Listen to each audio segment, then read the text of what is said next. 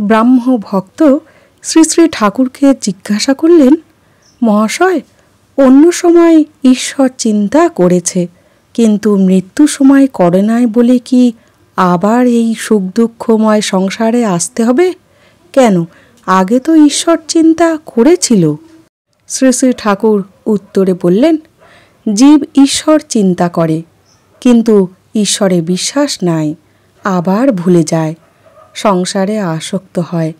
যেমন এই হাতিকে স্নান করিয়ে দিলে আবার ধুলো কাদা মাখে, মন মত্ত করি। তবে হাতিকে নাইয়ে যদি আস্তা বলে সাঁত করিয়ে দিতে পারো, তাহলে আর ধুলা কাদা মাখতে পারে না। যদি জীব মৃত্যুকালে ঈশ্বর চিন্তা করে, তাহলে শুদ্ধ মন হয়। সেই মন কামিনী কাঞ্চনে আবার আসক্ত হবার অবসর পায় না। ঈশ্বরে বিশ্বাস নাই, তাই এত কর্মভোগ।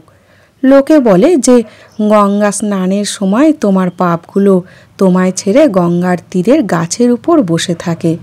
যাই তুমি গঙ্গা স্নান করে তীরে উঠছ, অমনি পাপগুলো তোমার ঘাড়ে আবার চেপে বসে। দেহত্যাগের সময় যাতে ঈশ্বর চিন্তা হয়, তাই তার আগে থাকতে উপায় করতে হয়। উপায় অভ্যাস যোগ। ঈশ্বর চিন্তা অভ্যাস করলে শেষের দিনও তাকে মনে পড়বে।